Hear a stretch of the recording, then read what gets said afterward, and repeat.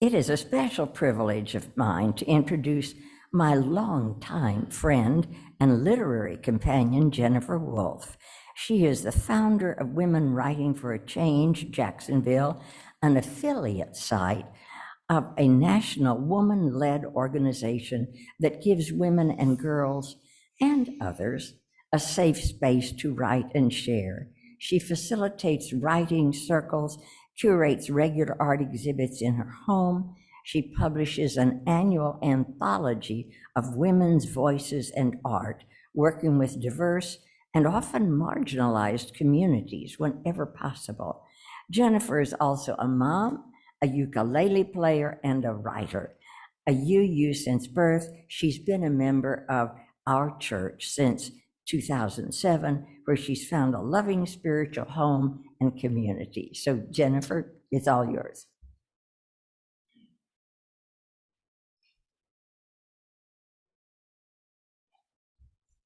Good morning, everyone. Thank you so much for being here today. Thank you, Sharon. I want to thank our technical team, especially Christelle. I kind of threw her for a couple of loops this morning, but she's handled it all.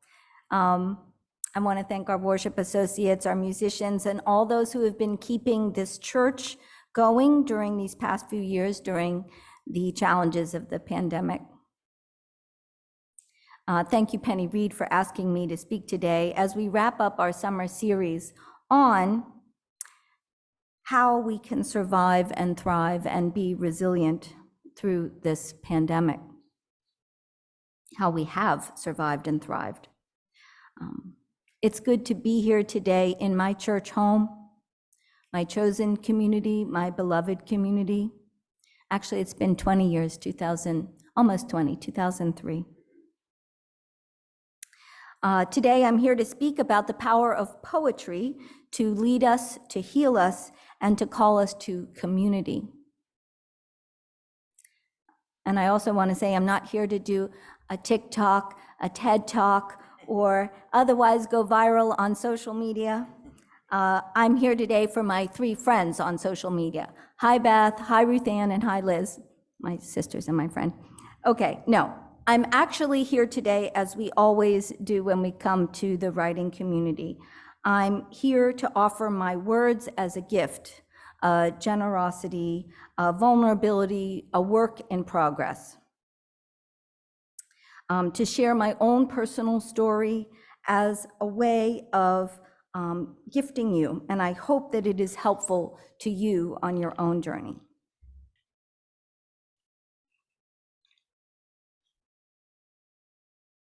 So recently, one of our national leaders was lambasted when she quoted a line from a poem during a crisis moment for our country. And yet, I believe that poetry is exactly what we need in a crisis moment for our country, during any time of struggle or catastrophe, because the poetic use of words, of oratory, of voice can claim our souls like no other when we are floundering, emotionally or spiritually, as individuals or as a community, and even as a country. So during this pandemic, which is not quite over yet, we were called to consider who we were as a community, who we were as a country. Could poetic words help with our identification, our resilience, our coping, and our sorrow? Indeed, I believe they did. And many poets rose to the challenge of naming our pain as well as our hope. My favorite line was from a poem by Sally Atkins titled, "Tell Me," she said. She wrote, "We are all in this story together." I believe we are.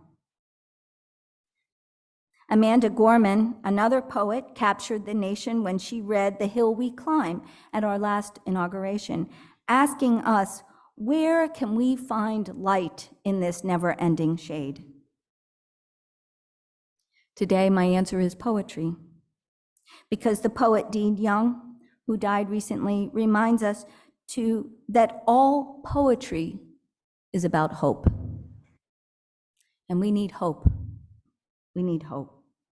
We must remain hopeful despite the challenges of this pandemic and all that is happening in our world and our country right now.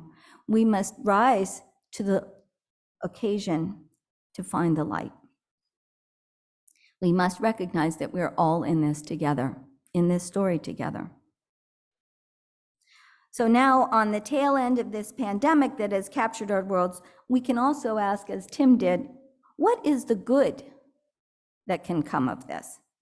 How can this pandemic and today poetry help us to heal and call us to community? I think the first thing is we have to recognize, we don't have to, I choose to recognize that we cannot do this work in isolation from each other. We must do it, as Sally Atkins says, not because you are important, but because you are in it. It is still moving. We are all in this story together. We are not alone. Nothing we do, however virtuous, can be accomplished alone. Therefore, we are saved by love. Reinhold Niebuhr. Okay, so what I learned from the Dalai Lama, that before any global or community transformation can occur, there has to be individual transformation. He said, and I quote, "Although attempting to bring about world peace through the internal transformation of individuals is difficult, it is the only way." So today I'm just sharing my own internal transformations, my kind of healing during the pandemic, how poetry helped me and the community, and how it shaped my relationship with that community. So that you too can look back on your own journey or look ahead to the one in front of you with inspiration to help you live your best life, regardless of your circumstances. Okay, so here's number one. Read poetry, alone and in community. Sally says, "What is the story you are telling? What wild song is singing itself through you? Listen. In the silence between, there is music. In the spaces between, there is story. It is the song you are living now, the story of the place where you are. It contains the shapes of these old mountains, the green of rhododendron leaves. It is happening right now in your breath, in your heartbeat, still drumming the deeper rhythm beneath your words. It matters what you did this morning and last Saturday night and last year, not because you are important, because you are in it. It is still moving, and we are all in this story together. Listen. In the silence between, there is music. In the spaces between, there is story. Pay attention. We are listening ourselves into being."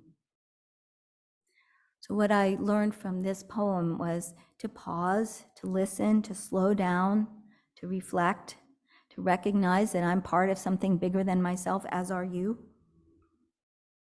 I'm not independent. That is a lie. I'm interdependent.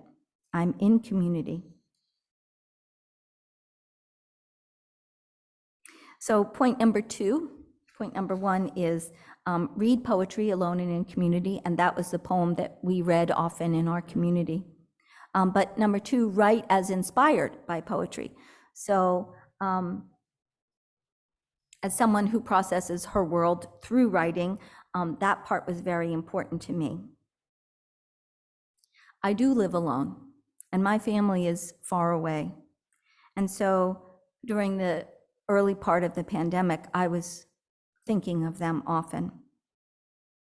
And I took a walk to the river, and on the way back, this sort of writing rose up inside of me. It was inspired by Sally's poem, but also by the writings of Gabriel Garcia Marquez. whose novel Love in the Time of Cholera is about the enduring power of love. But I called my piece Love in the Time of the Coronavirus. This was written on March 25th, 2020. I remember reading Gabriel Garcia Marquez when I lived in Portugal. I was introduced to him by my erudite roommate, Michelle. A dream-like state pervaded the pages of his books and my life at the time. It all seemed a bit surreal. Likewise, today is a surreal time. I'm here, isolating, alone in my house in Florida, waking up concerned. Both my daughter and son are in New York City, the epicenter of the virus right now. My sister and her family are there too. I'm scared. My son last went to work on Friday, and we are at least a week away from knowing for certain that he does not have the virus. My daughter's been home from work for a week and 2 days, but she's been to the grocery store.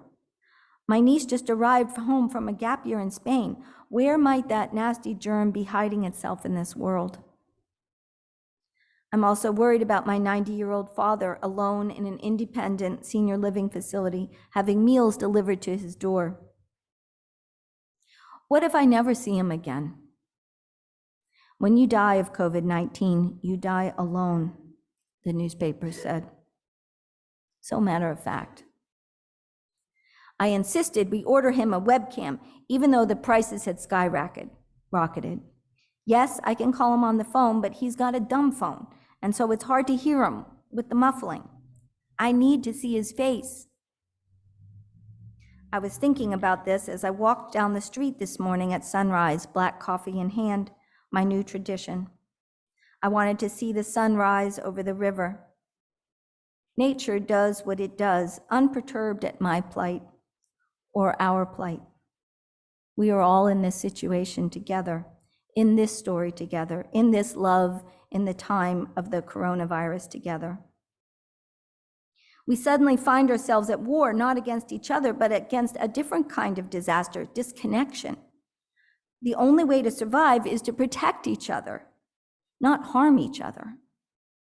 We are dependent on one thing and one thing alone, and that is love. Love for each other. The question is, can we love each other enough to keep each other safe? Can we maintain this discipline of social distancing, washing hands, wearing masks, because it could keep somebody else alive?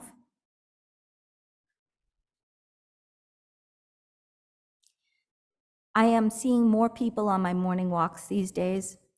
I step aside when we pass each other on the sidewalk, maintaining 6 feet because I care, I do care. I do not even pet my favorite dog. Animals are at risk too. In fact, this pandemic may well have started with wild animals we exploited. Animals we should have left alone in intact forests, but instead bought and sold and trafficked for greed, profit, and status. We should have left the wild places wild. We should have let the wild things stay wild. This is a reckoning, a correction to our collective trajectory. This is Mother Nature sending us to our rooms and saying, stay there and think about what you've done. We are all humbled by this disease. All our usual defense is useless. War is not the solution. Business is not the solution. Power is not the solution. The only solution is empathy, acknowledging that we're all indeed and connected and responsible to each other. We need leaders who will lead with love and empathy and care, not ones who will divide us and teach us to hate each other. We need to stay away from each other because we love each other, not hate each other. We need to lead by example and keep loving each other. It is the only way to save each other. So that was March of 2020.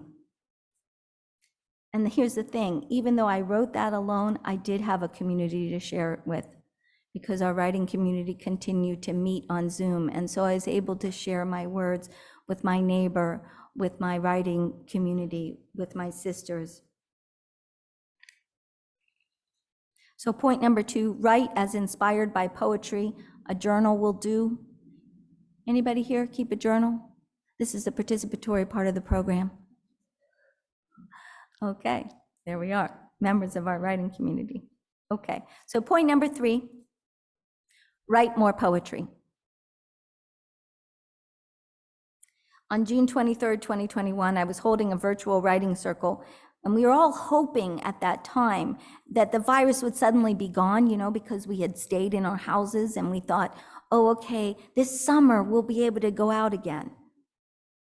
Well, not so. So we wrote a little group poem on our writing circle this day. It says, "Dear coronavirus, you sly dog. You're still playing games with us, with me, eh? Trying to lead me still? Patience, you say. Ease, quiet. Turn away from frenzy and rush and impatience, uncertainty, difficulty with open space and open time. What is the story we are telling now? The story we are telling is that this is different. It's slower. It's more cautious. It's filled with mystery and sage wisdom, and we are waiting to see more beauty unfold.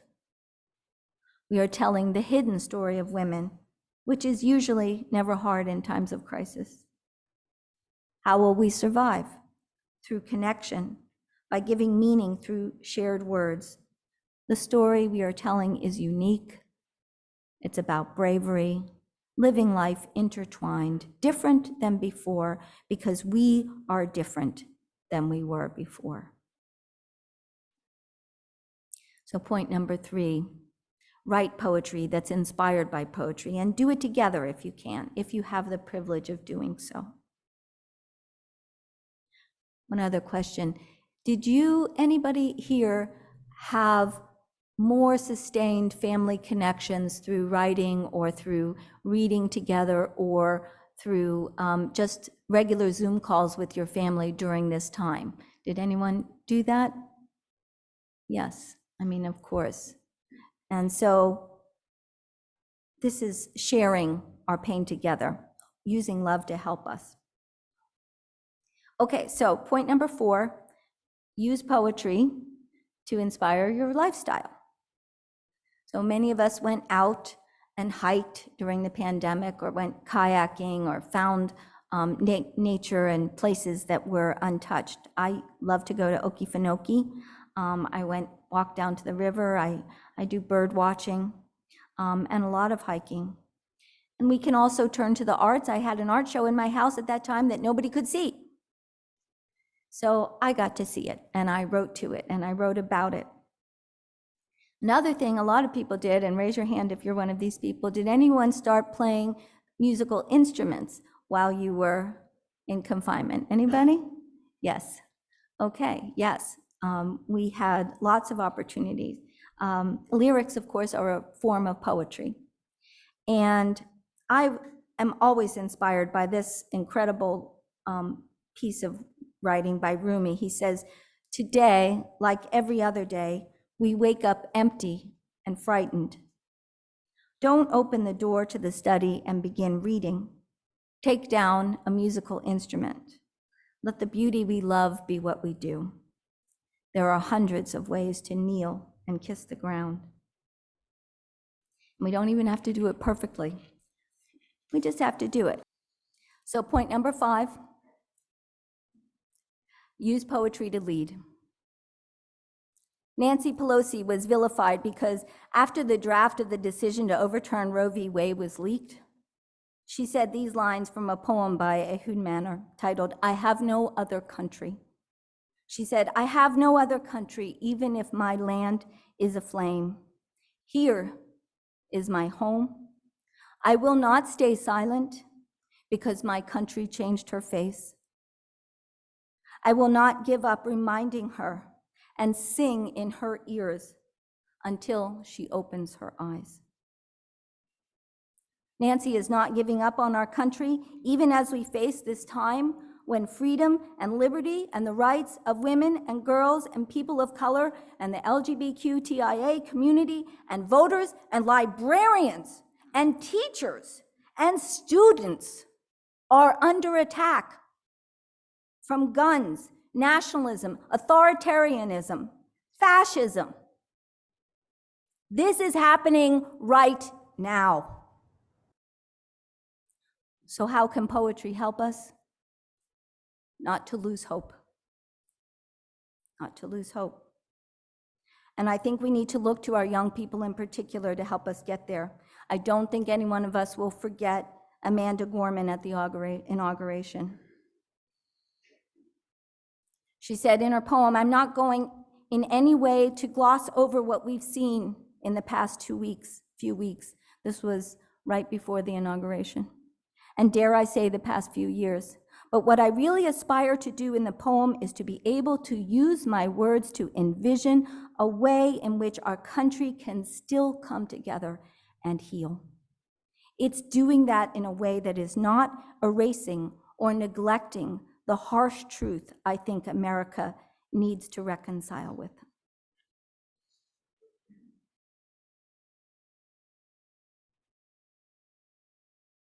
When day comes, we ask ourselves, where can we find light in this never-ending shade? The loss we carry, a sea we must wade. We've braved the belly of the beast. We've learned that quiet isn't always peace, and that norms and notions of what just is isn't always justice. And yet the dawn is ours before we knew it. Somehow we do it. Somehow we've weathered and witnessed a nation that isn't broken, but simply unfinished. We, the successors of a country and a time where a skinny Black girl descended from slaves and raised by a single mother can dream of becoming president only to find herself reciting to one. And yes, we are far from polished, far from pristine, but that doesn't mean we are striving to form a union that is perfect. We are striving to forge a union with purpose, to compose a country committed to all cultures, colors, characters, and conditions of man. And so we lift our gazes not to what stands between us, but what stands before us. We close the divide because we know to put our future first, we must first put our differences aside. We lay down our arms so we can reach out our arms to one another. We seek harm to none and harmony for all. Let the globe, if nothing else, say this is true, that even as we grieved, we grew, that even as we hurt, we hoped, that even as we tired, we tried, that we'll forever be tied together, victorious, not because we never again know defeat, but because we will never again sow division. Scripture tells us to envision that everyone shall sit under their own vine and fig tree, and no one shall make them afraid. If we're to live up to our own time, then victory won't lie in the blade, but in the bridges we've made. That is the promise, the hill we climb, if only we dare. So, use poetry and our young poets to lead us and our country. They speak the truth. So, in summary, how can we use the power of poetry to lead, to heal, and to call us to community? Write it, read it, write it, write as inspired by it, sing it, and lead with it. And look to our youth and our elders, and need I say women, for the insight and the wisdom to guide us, because we are all in this story together. We are all in this poem together, and we are all called to love one another. That is how we survive and heal and thrive.